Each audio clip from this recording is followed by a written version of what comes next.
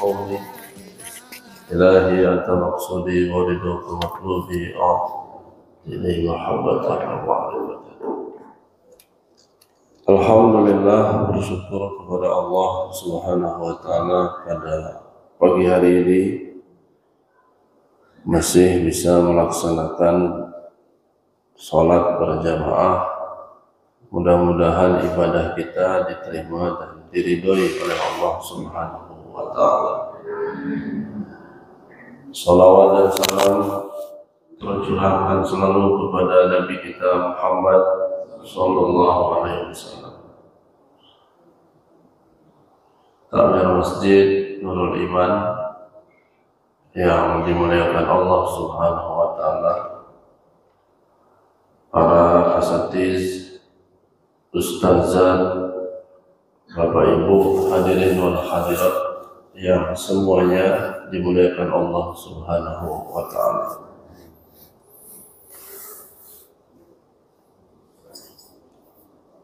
Tadi sudah disampaikan, seyogyanya yang menyampaikan adalah Abuya, karena masih dalam perjalanan ziarah. Kita doakan mudah-mudahan Abuya beserta rombongan pulang selamat sampai tujuan. Al-Fatihah. Bismillahirrahmanirrahim.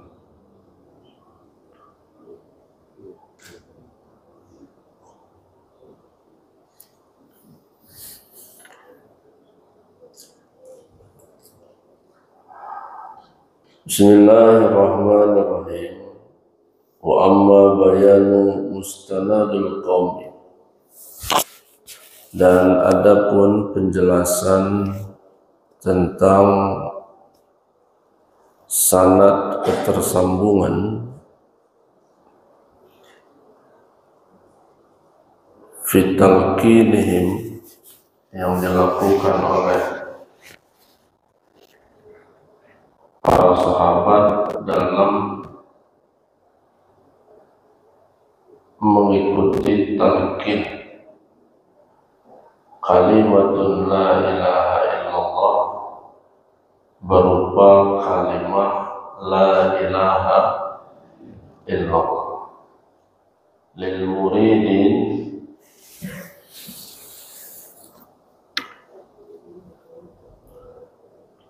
ini perlu diketahui, dipahami, terlebih bagi seseorang yang hendak sedang melakukan perjalanan menuju Allah. Wa bayanun ma qalahu al-asyakh, begitu banyak penjelasan oleh guru-guru terkait tentang fi adab zikri, adab dalam berzikir. Wa bayanun izzatut talqin, penjelasan dari keutamaan talqin itu sendiri. Wa bayanun fawaidu tata'allaqu bizikri, penjelasan faidah-faidah yang berkaitan dengan zikir. Fa'lam rahimakallahu annahu waradat talqin Rasulullah sallallahu alaihi wasallam, bahwasannya pengajaran talqin yang dilakukan oleh Rasulullah sallallahu alaihi wasallam di ashabihi, kepada para sahabat-sahabatnya, kalimatun la ilaha illallah, terhadap kalimah la ilaha illallah jama'atan, baik itu dilakukan secara berjamaah wa farada maupun sendirian, wa tusalsalatus silsilata min kulli minha li jama'atan ma'attisali salat sanaduhu, penjelasan talqin itu yang mengarah kepada pelaksanaan berjamaah atau sendiri itu betul-betul tersambung dilakukan oleh Rasulullah SAW. Faruwiyal Imam Ahmad, maka diriwayatkan oleh Imam Ahmad, wal Ghazali wal Tabrani wa ghairihim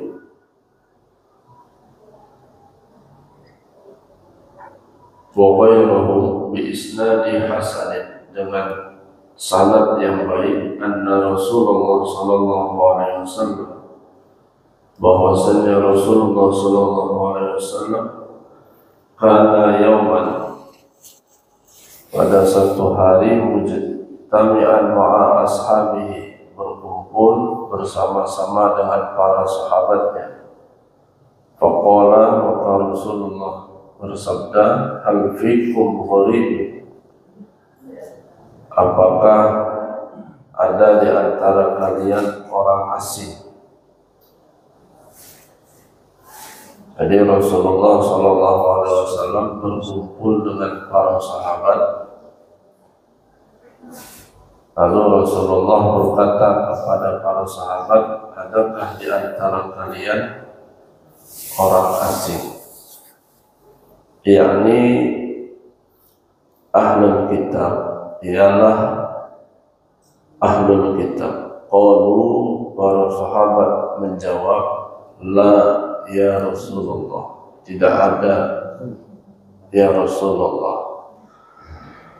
Fa'amara bi khalqil babi, kemudian setelah itu Rasulullah memerintahkan untuk menutup pintu. Wa qala, dan Rasulullah berkata, irfa'u aydiyakum, angkatlah kedua tangan kalian, wa qulu la ilaha illallah. Ini perlu disampaikan untuk menjawab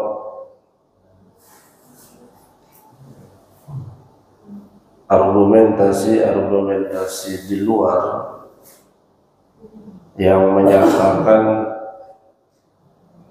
belajar tasawuf itu enggak ada dalilnya, belajar tasawuf itu hasil rekayasa, belajar tasawuf itu hadisnya doif.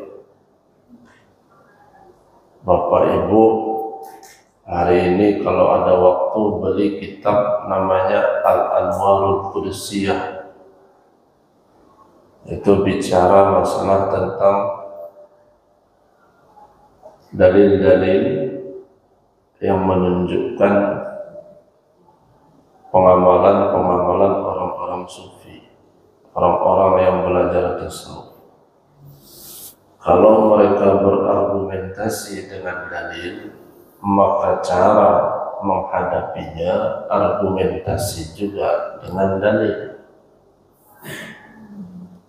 Tentu tidak fair, seimbang ketika mereka berargumentasi dengan dalil, kita tidak menghadirkan dalil. Jadi kalau seandainya guru kita mentalkin sering keluar dari kalamnya, sudah siap semua apa belum? Masih ada tidak yang ditunggu? Kalau tidak ada lagi, tutup pintu. Fa'amara bi ghalqil bab. Itu bukan perintah tutup-tutup saja, tapi memang benar-benar begitulah yang dilakukan oleh junjungan kita Nabi Muhammad sallallahu alaihi wasallam. Fahada dalilul asyakh fi talqinihim zikri. Ini merupakan satu dalil daripada guru yang telah mengajarkan talqin kepada lil muridin li jama'atan ma'an. Wa amma dalilu talqinihim zikri furada, ada pula dalil talqin yang bicara masalah talqin dengan cara sendiri.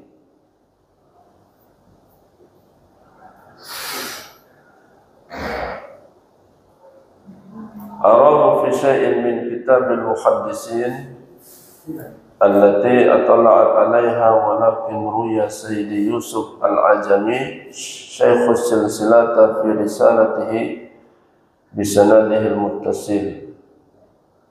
Ada satu sanad yang tersambung, yang langsung. An Ali bin Abi Thalib radhiyallahu anhu qala qultu ya Rasulullah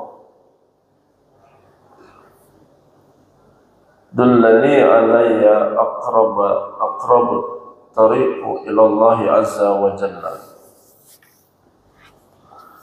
Kata Sayyidina Ali, ya Rasul, berikan aku petunjuk untuk bisa lebih dekat kepada Allah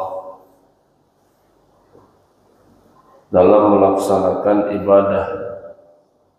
Wa afduluha indallahi ta'ala, dan dia memiliki keutamaan di sisi Allah.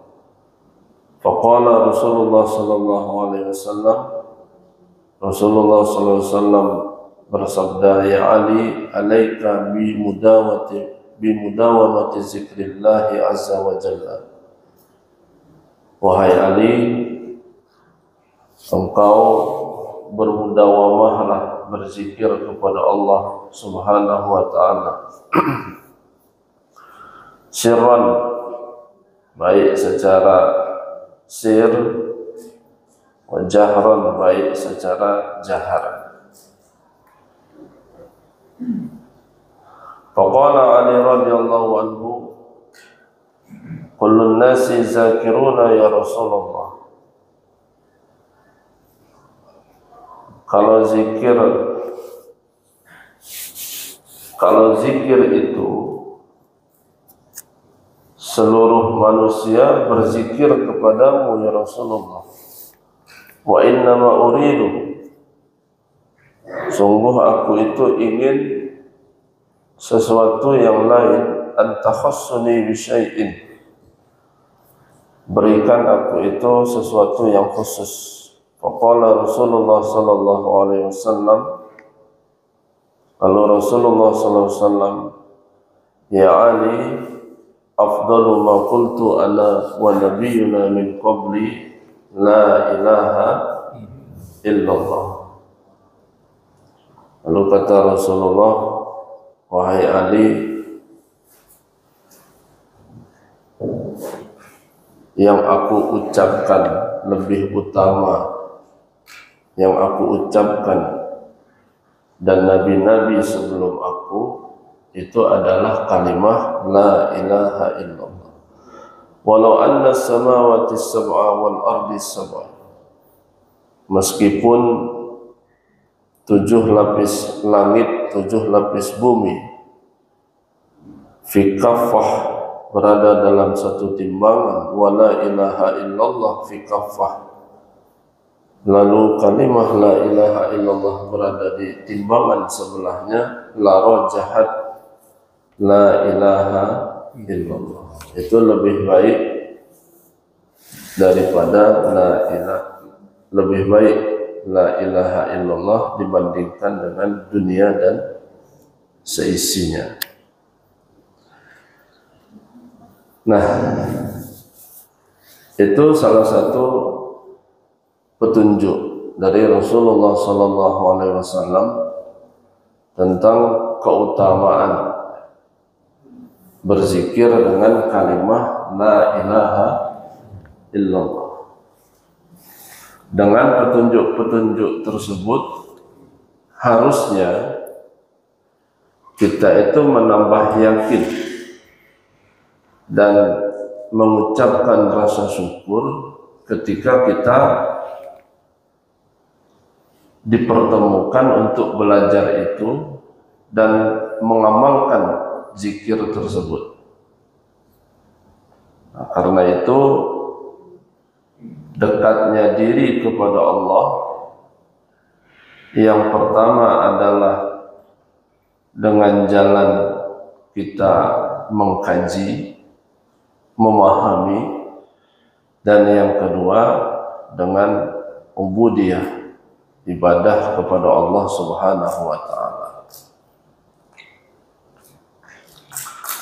Itu yang pertama. Lalu yang berikutnya,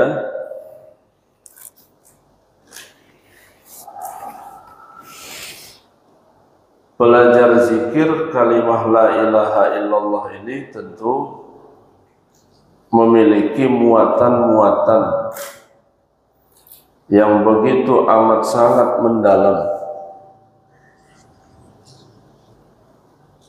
Bahkan saking dalamnya, jadi disebutkan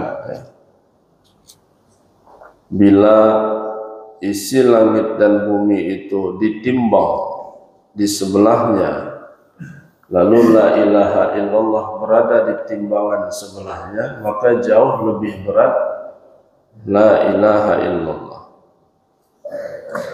Wa yashhadu li hadzal hadis ma rawahu Ibnu Hibban wal Hakim. Ada juga riwayat Ibnu Hibban dan Hakim. Wa ghairuhu marfu'an anna Musa alaihi salatu wassalam. Kalau tadi dialog Sayyidina Ali dengan Rasulullah sallallahu alaihi wasallam, ini ada dialog Nabi Musa dengan Allah Subhanahu wa ta'ala. Qala, Nabi Musa itu berkata, "Ya Rabbi, 'allimni syai'an." Tuhan, mohon kiranya bisa mengajari aku sesuatu azkurka bihi wa ad'uka, dengan sesuatu itu aku bisa senantiasa selalu ingat kepadamu, dengan sesuatu itu aku bisa terus bermunajat kepadamu. Qala, kata Allah, ya Musa, qul la ilaha illallah. Nabi Musa saja mohon petunjuk kepada Allah, kira-kira amalan apa yang bisa cepat dekat kepada Allah, yang bisa senantiasa selalu ingat kepada Allah. Kata Allah, qul la ilaha illallah. Qala, lalu Nabi Musa itu berkata, ya Rabbi, kullun ibaduka yaquluna hadha. Tuhan,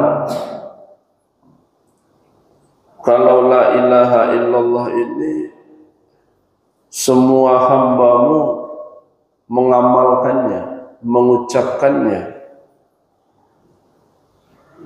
Qala, lalu Allah berfirman, qul la ilaha illallah. Musa, sebutlah la ilaha illallah. Udah 2 kali itu. Qala, lalu Nabi Musa ini berkata lagi, ya Rabbi, innama uridu syai'an. Tuhan, saya itu pingin sesuatu, takhussuni bihi, yang sifatnya itu khusus. Kalau bisa sih selain dari la ilaha illallah, kalau ada yang lain gitu. Karena la ilaha illallah ini tadi, kullun ibaduka yaquluna hadza. Semua hambamu itu mengucapkan akan hal ini. Aku ingin sesuatu yang khusus. Barangkali itulah sebab ada ikhwan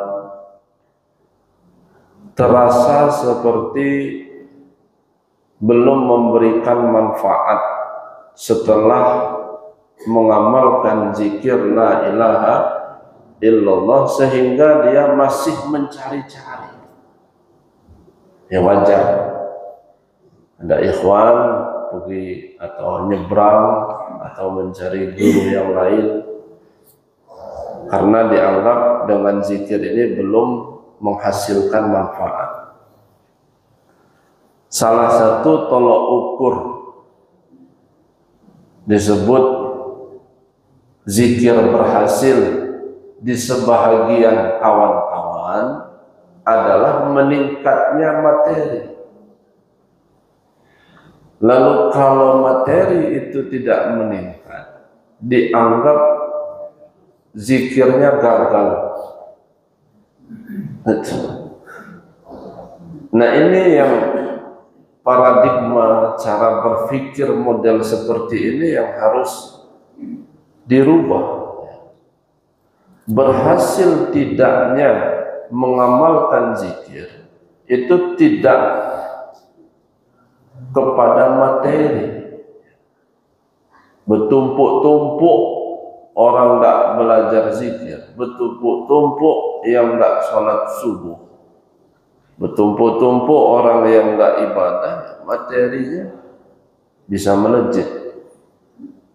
Jadi tolok ukurnya bukan kepada materi, tolok ukurnya adalah apakah setelah belajar zikir ini semakin dekat atau tidak kepada Allah. Nah, jadi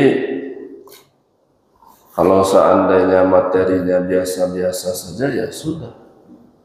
Yang penting kita berupaya, berusaha. Coba Bapak Ibu sebutkan materi apa yang paling mahal di dunia.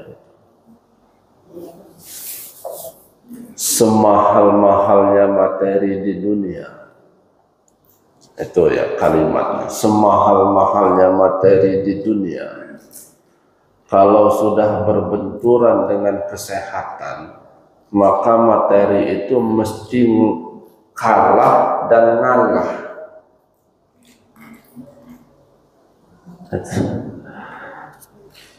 Materi mana, apa materi yang paling mahal di dunia?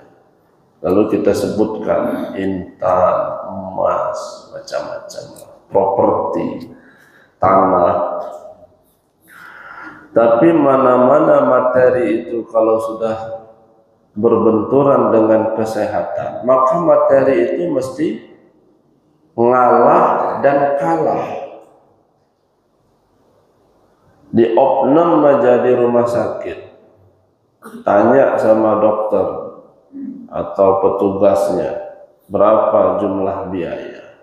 Kalau sudah nggak ada duit di ATM atau di kantong, ya nanya berapa per meter kebun itu di kampung. Mau apa Pak? Kita jual aja.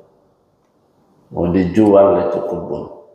Jadi kalau sudah berbentur dengan kesehatan, mesti kalah dia.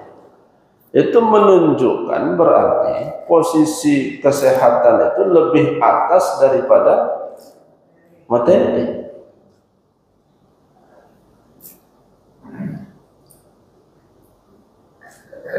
Di atas kesehatan itu adalah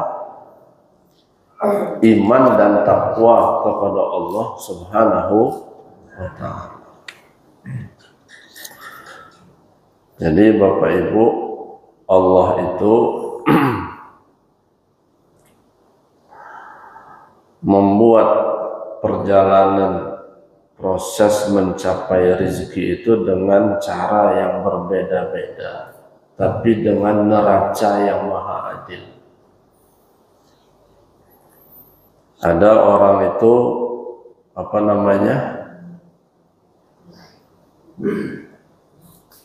ngantornya sebentar, terus di ruangan yang ber-AC, gajinya 50 juta per bulan. Ngantornya cuma 3 jam. Nah, bandingkan dengan si B, kalau pergi kerja itu jam 5:30 pagi, pulangnya 5:30 sore. Gajinya per minggu 100.000. Karena kerja bangunan. Ya kalau nggak setuju dengan 100.000, ya ini contoh aja. Berarti kalau 100.000 seminggu, sebulan berapa? 400.000. Kira-kira ibu pilih suami yang mana? Hah? Pilih suami yang si A tadi, gajinya berapa? 50 juta dengan 400.000. Ya udah, nggak usah jawab karena suaminya kan di sini. Ya tentu kalau keinginan itu ya yang gajinya besar. Tetapi ya ada tetapinya. Bagaimana dia mendapatkan uang itu ya dengan cara yang berbeda. Si suami yang 50 juta tadi setiap mau berangkat itu mesti kulkas itu terbang dulu. Kulkas, ya, bukan piring. Udah nggak mainan lagi piring itu. Kulkasnya keangkat terus terbang. Jadi setiap mau berangkat itu ribut dulu. Harus ribut dulu. Tapi gajinya berapa?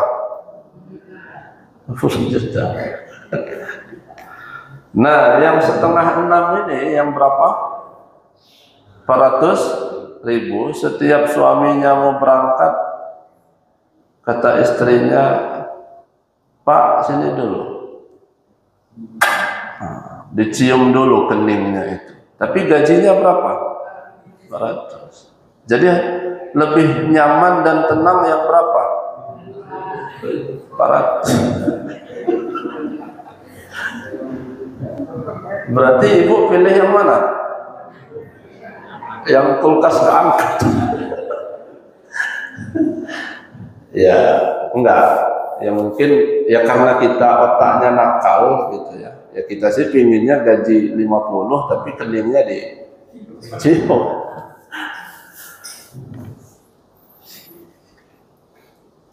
Jadi kaya, harta melimpah itu kan pandangan zahir ya.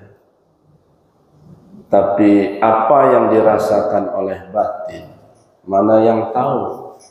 Orang luar itu nggak tahu apa yang dirasakan di batinnya.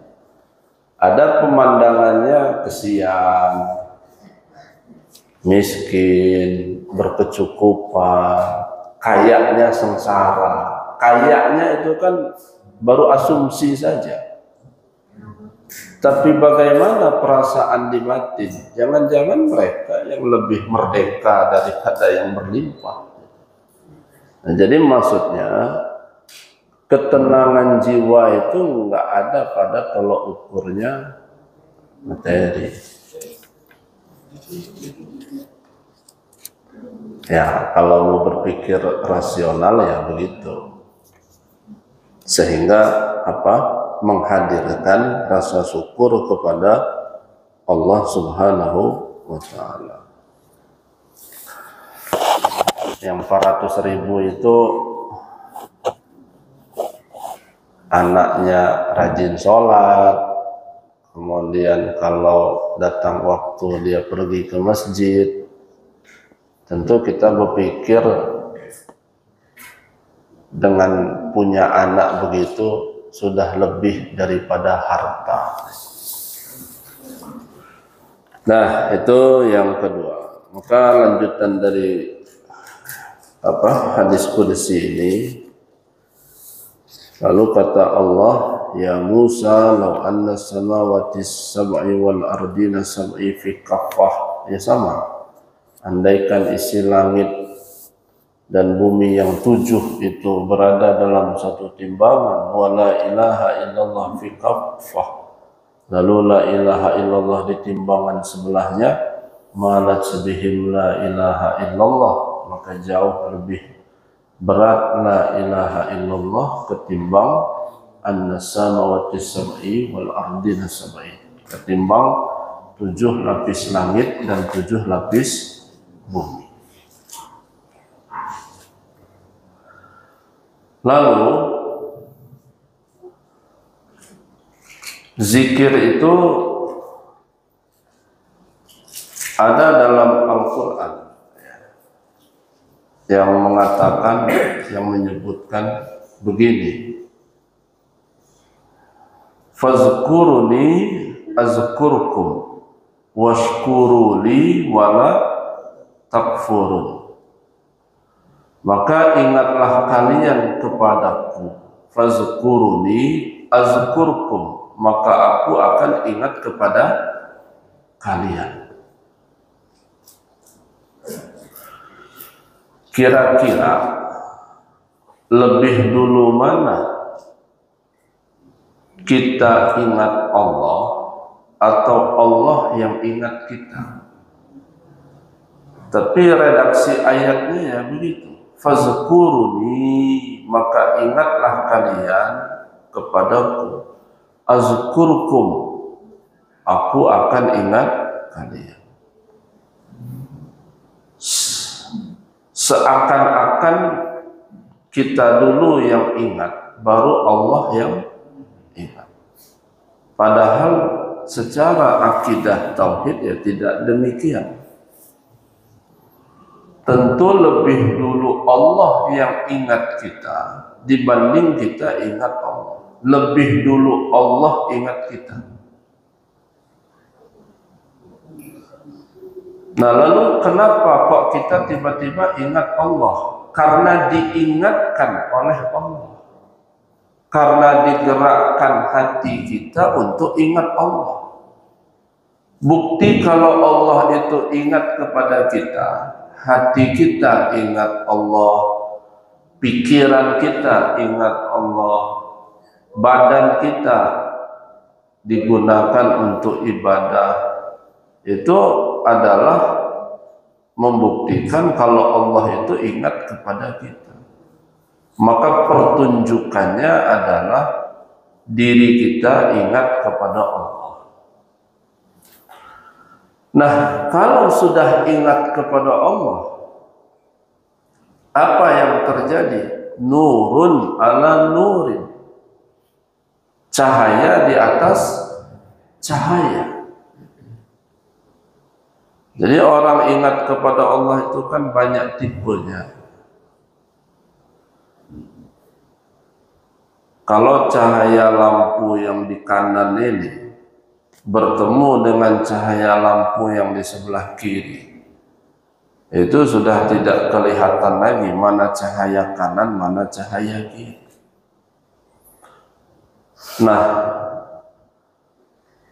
ketika kita ibadah kepada Allah, terlebih khusus lagi ketika mengkaji ketauhidan, maka dalam mengaji tauhid itu tidak mengenal ada istilah apa? Ittihad dan hulul. Ittihad itu artinya adalah apa namanya? Memasukkan. Hulul itu artinya apa? Melebur. Nggak boleh kita itu berpikir diri kita kepada Allah itu memasukkan. Umpama berpikir siang jadi hamba, malam nanti jadi Tuhan. Nah, itu kan nggak boleh berpikir seperti itu. Kenapa? Karena hamba dengan Allah itu bukan memasukkan dan bukan pula melebur. Kalau melebur itu berawalnya terpisah lalu menjadi satu. Nah, kita kepada Allah itu tidak demikian, tidak melebur gitu. Makanya mengkaji tauhid itu, pertama tidak memasukkan, yang kedua tidak melebur. Tetapi apa? Ketika mengkaji tauhid itu adalah sadar sejak dini siapa diri ini yang sebenarnya. Maka ketika kita mengucapkan zikir la ilaha illallah, itu pernyataan tubuh.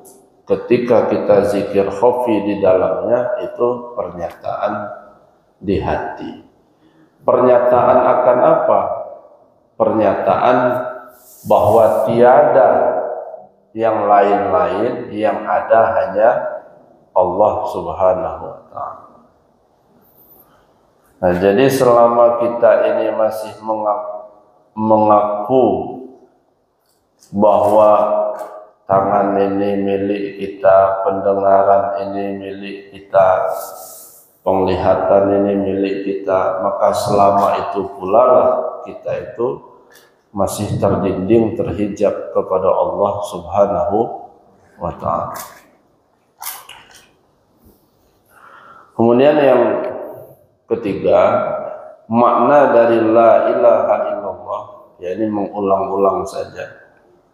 Kalau terjemahannya adalah tiada Tuhan kecuali Allah. Tentu makna dari la ilaha illallah itu adalah tiada yang lain, yang ada hanyalah Allah.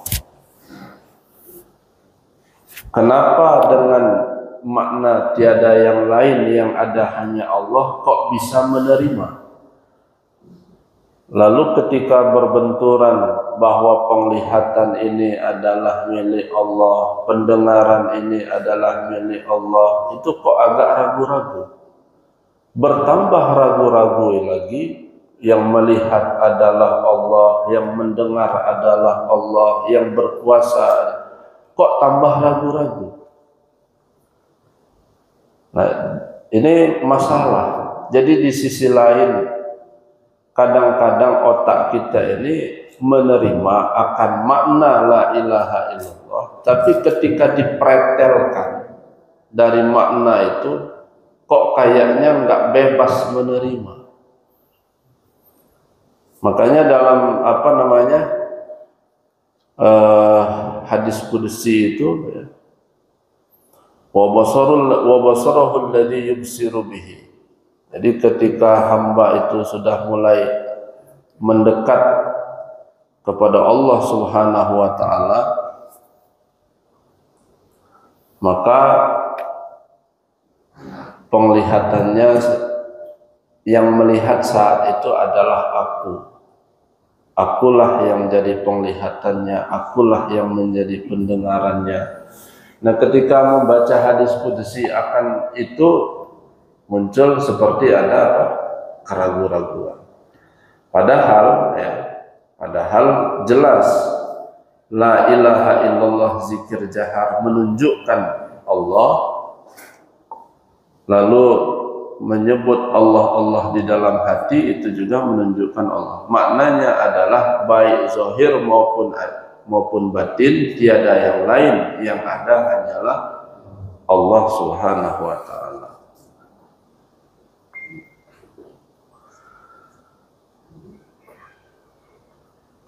Bapak Ibu, nggak usah bercita-cita ingin punya karomah. Ya sudah, belajar tasawuf, belajar zikir ya gini-gini aja. Nggak usah ingin bisa terbang, atau kalau hujan deras gamis itu nggak basah lagi, nggak usah. Atau bisa jalan di atas got, ya bisa jalan di atas got, tapi asalkan gotnya itu kecil gitu. Nah, kita itu nggak usah mengarah yang begitu-gitu. Kita itu arahnya lebih dari itu. ilahi anta maksudi warido kamatlubi a'tini mahabbataka wa ma'rifataka. Itu sudah lebih dari karomah. Itu sudah lebih dari apa? Karomah. Kalau selesai ngaji ini Bapak Ibu pulang terus cerita sama masyarakat, semalam habis kejadian mukjizat pada diri saya. Itu kira-kira masyarakat percaya enggak? Hah? Enggak. Kenapa enggak? Karena bukan Nabi, bukan Rasul. Terus kalimatnya diturunin lagi, grade-nya itu disederhanakan lagi. Semalam habis terjadi karomah pada diri saya. Itu kira-kira Pak RT itu percaya enggak? Enggak. Kenapa enggak percaya? Karena enggak ada potongan walinya. Agak ragu sih orang melihat kita ini. Tah wali beneran apa wali-wali daya apa wali murid gitu. Jadi orang tuh ragu. Tapi kalau Bapak Ibu itu ngomong begini, semalam habis ada kejadian aneh pada diri saya, itu percaya nggak orang? Percaya Pak. Kenapa percaya? Ya dari penampilannya aja udah aneh gitu. Padahal baik mukjizat, karomah maupun kejadian aneh secara substansi ya sama-sama di luar nalar semua, di luar batas kemampuan manusia semua. Cuma mukjizat itu enggak pas mampir di batang tubuh kita, karomah enggak pas mampir di batang tubuh kita. Yang pas itu istilahnya adalah kejadian aneh. Jadi apa maksud dari omongan ini? Banyak hal-hal, jangan-jangan karomah itu ada terjadi pada diri, tapi yang bersangkutan sendiri nggak tahu kalau itu karomah. Yang namanya karomah itu kan kemuliaan. Bagaimana Allah memuliakan hambanya dengan cara Allah dipermudah segala urusannya, dipercepat segala hajatnya, gitu kan. Itu karomah. Nah, balik lagi ke asal tadi. Makanya ilahi anta maksudi warido kamatlubi atini muhabbataka wa ma'rifataka, itu sudah lebih daripada karomah. Itu yang harus dipegang oleh Bapak Ibu, oleh kita semua, harus meyakini bahwa itu lebih dari karomah. Kenapa lebih dari karomah? Karena yang kita tuju itu yang punya karomah. Ilahi, wahai Tuhanku, anta maksudi hanya engkau yang aku tuju. Berarti enggak nuju yang lain-lain. Enggak nuju pangkat, enggak nuju jabatan, enggak nuju harta, enggak nuju sampai kepada karomah, enggak nuju ke sana. Yang kita tuju itu Allah. Tiba di Allah maka terserah Allah. Makanya obrolan ini sering saya sampaikan akhir-akhir ini, ketika ada pertanyaan umpama si A itu sudah paham ihram, sudah paham mi'raj, sudah paham munajat, sudah paham tubaddil gitu ya. Lalu muncul pertanyaan, gimana caranya supaya bisa duduk di tubaddil itu? Supaya bisa duduk. Nah, maka yang begitu-gituan yaitulah masuk kepada ranah la haula wala quwata illa billah. Terakhir, nah ini kan ceritanya dekat lagi mau menghadapi apa? Ibadah kurban ya. Maka kita feedback ke belakang, kita ingat sejarah bagaimana Nabi Allah Ibrahim dan Nabi Allah Ismail diuji oleh Allah.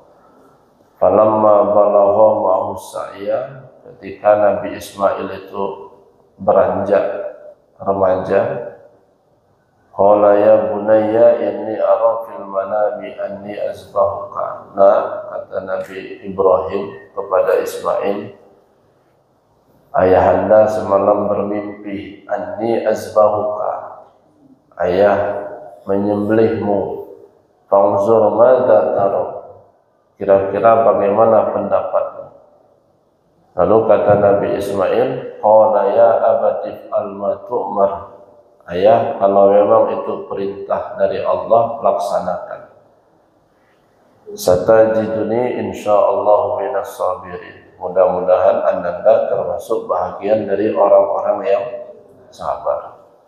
Lalu singkat cerita, dalam perjalanan prakteknya, begitu pisau itu sampai di leher Ismail, tidak tergores, secercah darah pun tidak keluar. Nah, kenapa bisa terjadi begitu? Karena rumusnya adalah yang ada pada diri Nabi Ibrahim sabar, yang ada pada diri Nabi Ismail ikhlas. Jadi simpulnya ridho Allah itu akan turun manakala bersatunya sifat sabar dan ikhlas.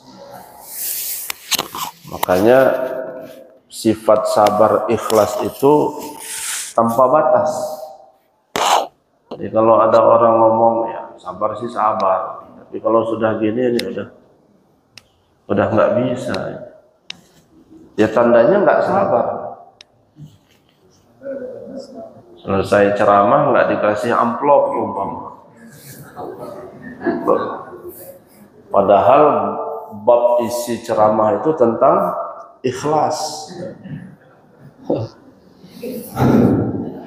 Pokoknya ayat ikhlas begini, hadis tentang ikhlas begini, ikhlas itu ada 3 tingkatan, macam-macam lah. Tapi begitu selesai ceramah nggak dikasih amplop. Lalu bisa saja yang ceramah itu ngomong di belakang, ya ikhlas sih ikhlas. Tapi kan kita kesini pakai bensin gitu. Masa nggak dipikirkan yang begitu-gituan? Nah tandanya nggak ikhlas itu. Jadi yang namanya sabar, yang namanya ikhlas itu nggak ada kalimat setelahnya. Kalau masih ada kalimat setelahnya, tapi yang dipikir itu tandanya enggak. Puncak dari sabar dan ikhlas itu ya sudah menerima dengan lapang. Jadi sabar itu akan hadir ketika menerima dengan lapang. Mau mencium hajar aswad itu betapa susahnya. Tapi kalau sudah nyerah, itu ada saja jalan itu untuk sampai ke hajar aswad. Ya cerita-cerita itu kan bukan sekali 2 kali ya. Bahkan ada nenek-nenek yang nggak puasa diangkat nenek-nenek itu sama laskar. Terus cium hajar aswad itu. Nah artinya apa? Ketika kita itu sudah berada di posisi tiada, nyerah, maka dialah yang tampil. Kalau dia yang sudah tampil, ya sudah, bukan lagi permintaan, tapi dia yang betul-betul mengerjakan.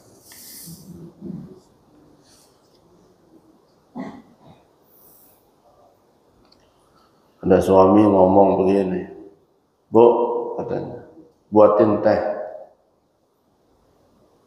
Apa nggak lihat lagi gosok kayaknya, buat teh pagi-pagi. Apa udah nggak bisa lagi tangan itu bergerak? Nah itu kalau si istrinya melihat suami sedang apa? Sehat, sedang puasa.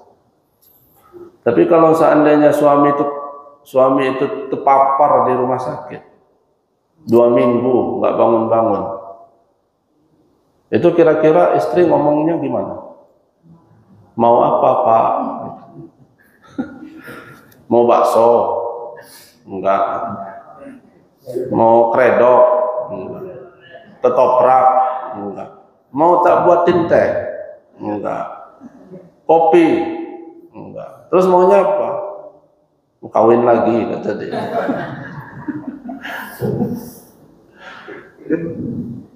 Nah, si istri bisa nawar-nawar begitu, apa sebab? Karena si suaminya terkapar dulu. Baru si istrinya itu menawarkan. Kalau tadi kan enggak, suami minta gitu ya, tapi enggak direspon. Kenapa? Karena di posisi sehat, merasa puasa. Tapi kalau seandainya si suaminya itu sudah lemah, nggak berdaya, nggak usah minta, itu ditawarkan malah. Jadi kalau bapak ingin dibegitukan sama istri, terkapar dulu di rumah sakit. Nah, maksudnya apa? Mukjizat, karomah, maunah itu terjadi ketika hamba di posisi tiada. Ketika hamba di posisi tiada, maka yang ada dia.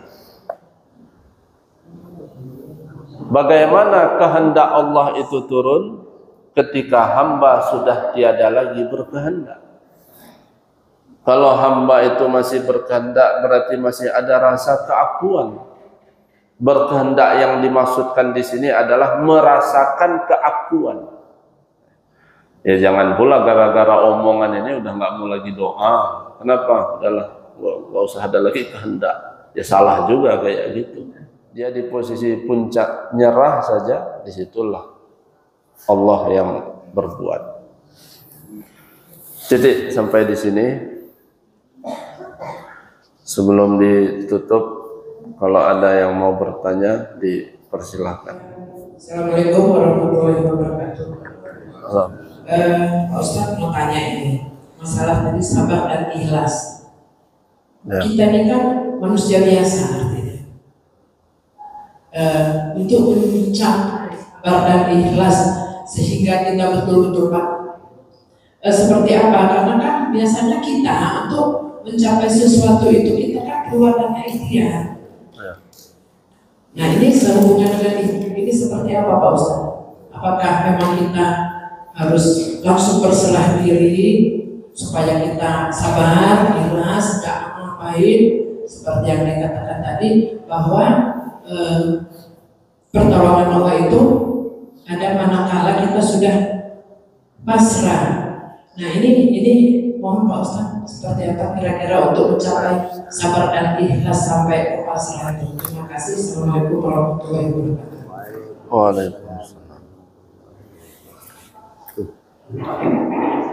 Yang lain? Ya. Pertanyaan saya ada 4, Ustaz. Ya. Lalu pertanyaannya adalah, sudahkah hati kita jernih berproses? Kalau dikatakan sudah jernih apa belum, ya mungkin jawabannya belum. Tapi apakah sudah ada perubahan dari sebelumnya? Banyak.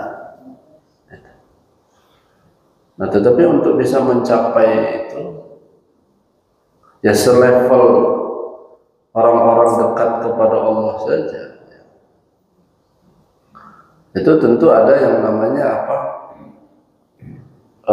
Tanda tanya, kemudian prasangka, dugaan, kegelisahan. Itu adalah hal yang basyariah, yang sifatnya manusiawi. Tetapi dengan kita melaksanakan riyadah, ya, berproses, itu untuk mencapai tingkat ikhlas dan sabar.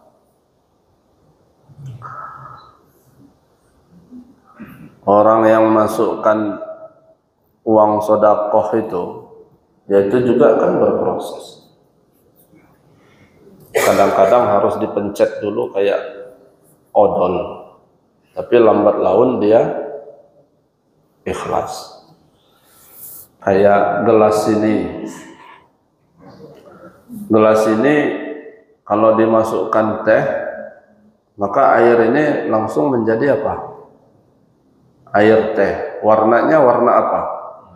Warna teh. Lalu kalau air gelas ini dimasukkan kopi, maka airnya berubah atau tidak? Berubah menjadi apa? Menjadi air kopi. Warnanya hitam.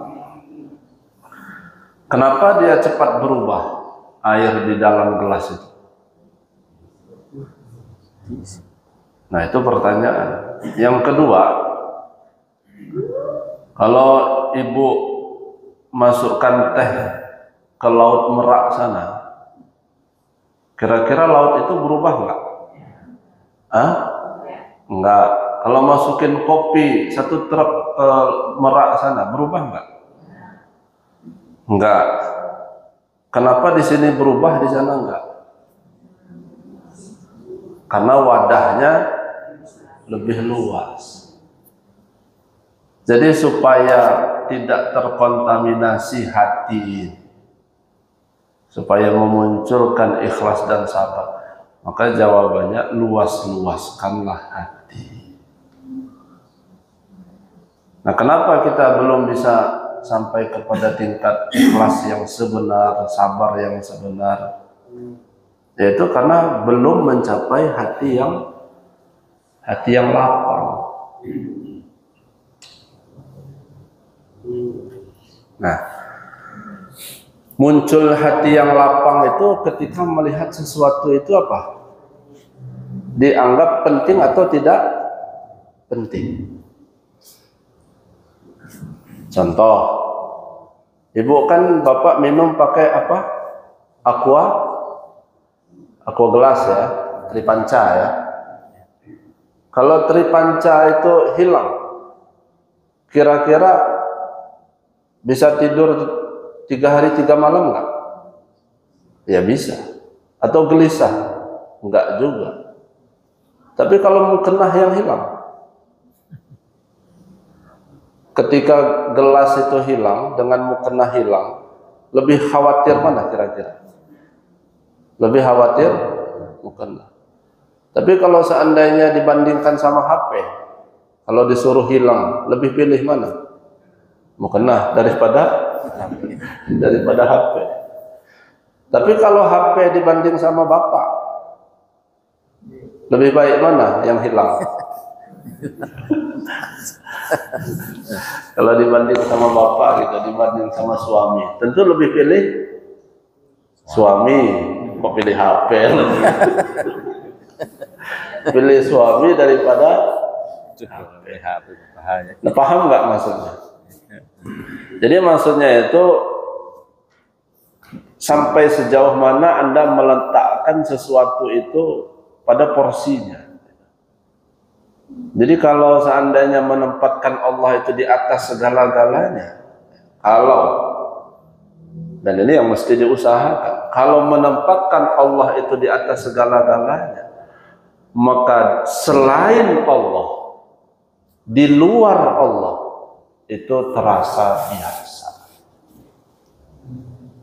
Terasa biasa. Karena ada yang melebihi daripada yang lain. Nah, itu yang kita belum bisa. Kita itu masih timbang-timbang semua. Yang ini hilang, ya doa sama Tuhan. Ya Allah, ya kalau bisa. Jangan yang inilah yang hilang itu. Yang lain. Berarti kan kita itu masih menempatkan sesuatu itu lebih ya. Lebih daripada ketentuan Allah.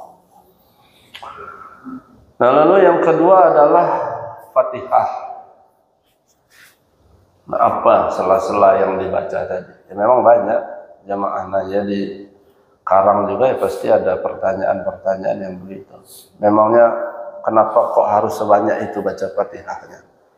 Apa aja yang dibaca itu?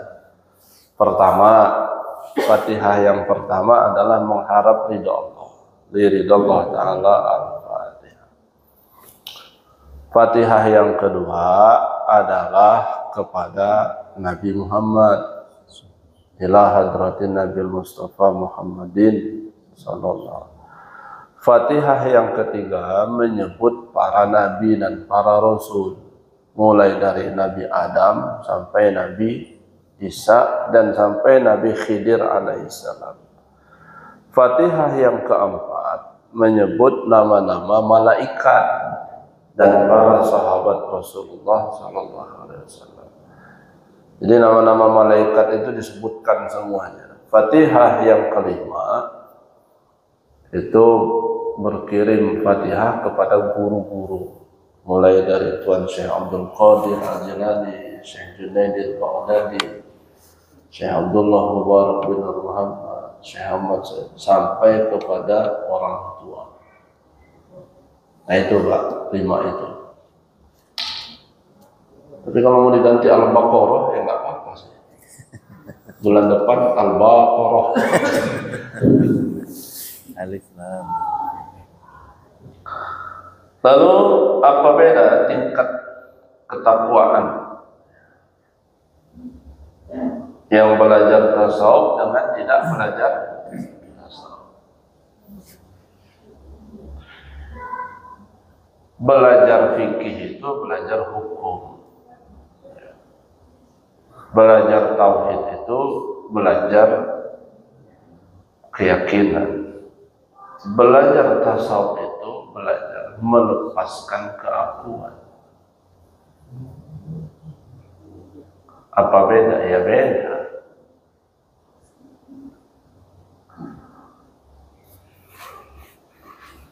Kalau seandainya Bapak punya toko atau swalayan yang besar sekali, mempekerjakan 3.000 orang karyawan. Dari 3.000 karyawan itu ada satu yang lain dari yang lain. Kalau dia masuk itu pagi sekali, kalau dia pulang sampai larut malam. Tugas utamanya di kasir. Hanya kalau ada genteng retak dia perbaiki. Kalau ada keran yang rusak dia yang ganti. Kalau ada lantai yang kotor dia yang ngepel. Itu kira-kira kalau Bapak punya karyawan begitu senang apa enggak? Gaji itu perlu ditingkatkan. Dan satu ketika Bapak naik ke atas ke lantai 2 mau memeriksa yang kerja di lantai 2. Tiba-tiba terjadi percakapan antara pembeli dengan kasir yang baik itu tadi. Lalu yang beli ini nanya, "Dek, swalayan ini milik siapa?" Terus kasir itu, karyawan itu ngomong begini, "Milik saya Pak, swalayan ini." Terus yang halaman luas di depan itu punya siapa? Punya saya. Itu kira-kira kalau Bapak mendengar begitu senang apa enggak? Pasti enggak senang. Kenapa enggak senang? Karena dia mengaku-ngaku.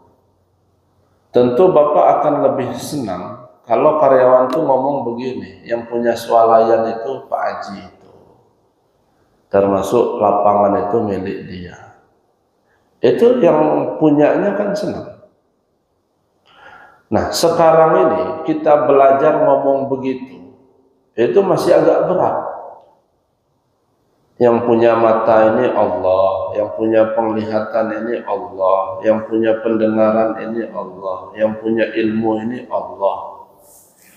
Nah, yang ada juga adalah pada diri kita ini, sayalah yang punya ini punya saya, ini saya yang mendengar dan lain sebagainya. Jadi belum dikembalikan. Untuk bisa mengembalikan dan merasakan bahwa ini bukan milik kita, itu ranahnya hanya ada pada tasawuf. Bertahun-tahun ngaji fikih nggak akan muncul nggak tentang zauq itu. Nah, jadi apa beda? Ya beda. Lalu yang ketiga adalah nikmat Islam, iman dan ihsan. Kalau ciri nikmat Islam itu apa? Ciri nikmat Islam itu sampai hari ini ya, kita itu masih mengerjakan amaliyah ubudiyah. Itu salah satu nikmat Islam. Kalau nikmat iman itu apa? Sampai hari ini masih berkeyakinan bertuhankan la ilaha illallah. Jadi kalau badan dipakai sholat, badan dipakai puasa, dipakai ibadah, itu Islam. Yang iman itu yang mana? Yang dituju hanyalah Allah Subhanahu wa ta'ala. Lalu nikmat ihsan itu yang mana? Dulu sih kalau enggak sholat tahajud itu biasa-biasa saja. Sekarang sudah muncul sayang kalau enggak tahajud. Itu salah satu nikmat ihsan. Dulu kalau seandainya enggak berjamaah ya biasa-biasa saja. Sekarang itu muncul enggak enak kalau enggak berjamaah. Itu nikmat apa itu? Ihsan.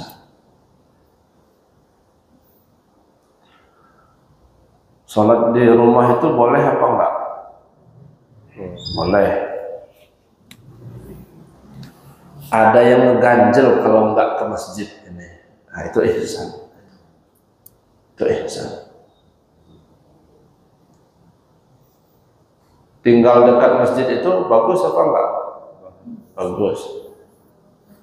Tapi isi orang masjid apa kebanyakan yang dekat dengan masjid?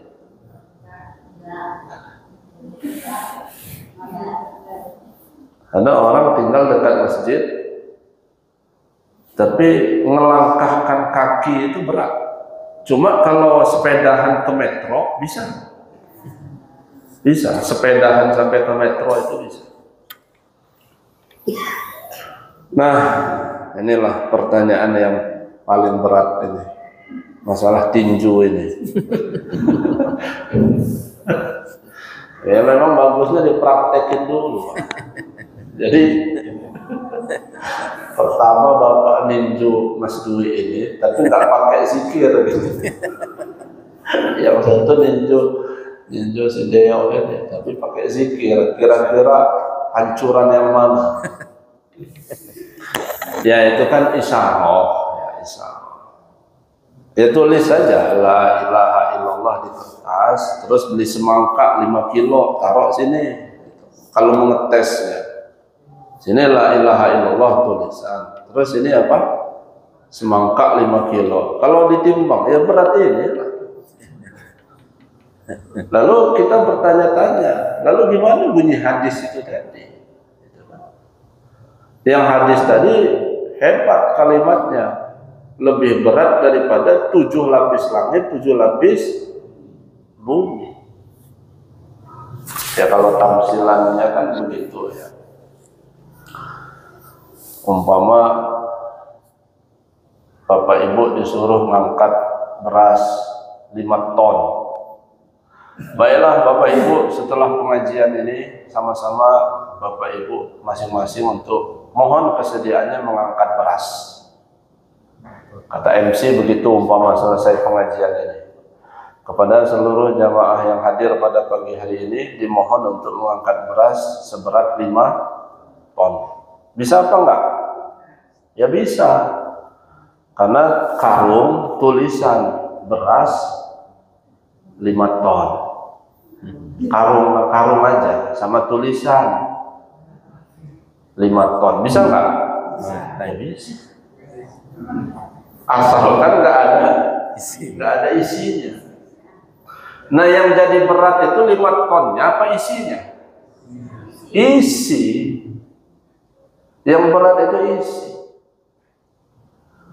Bukan la ilaha illallahnya yang menjadi berat. Kalau la ilaha illallahnya kan kalimat gitu. Yang berat itu adalah isi la ilaha illallah. Kalau hanya tulisan la ilaha illallah ya ringan. Tapi yang berat yang dimaksudkan di hadis ini adalah isi dari la ilaha illallah. Apa isinya? Isinya adalah sadar akan diri tiada yang lain, yang ada hanya Allah. Nah, mendudukkan tiada yang lain, yang ada hanya Allah, yaitu berat itu, Pak. Berat dalam prakteknya, berat dalam posisinya, dan berat secara kualitasnya ketika itu sudah bisa didudukkan. Nah, sekarang ini sedang belajar apa? Mencari dan mengumpulkan isi daripada la ilaha illallah itu sendiri. Baik, itu ya Bapak Ibu. Ala hadiniyah wal hajah al-Fatihah. Bismillahirrahmanirrahim.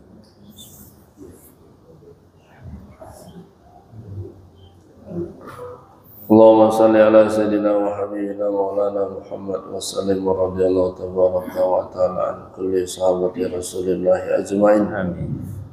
Allahumma ighfir lana dhunubana wa liwalidina warhamhum kama rabbawna shighara. Amin. Wa li jami'il muslimina wal muslimat wal mu'minina wal mu'minat al ahya'i minhum wal amwat.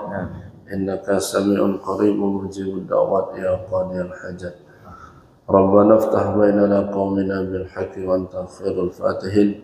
Rabbana anzilna munzalan mubarakan wa anta khairul munzilin. Rabbana atina fid dunya hasanah wa fil akhirati hasanatan wa qina adzaban nar. Bi fadlika subhana rabbika rabbil izzati amma yasifun wa salamun alal mursalin walhamdulillahi rabbil alamin. Al-Fatihah. Bismillahirrahmanirrahim. Iyyaka na'budu wa iyyaka nasta'in. Shiratal ladzina an'amta. Terima kasih. Mohon maaf. Assalamualaikum warahmatullahi wabarakatuh.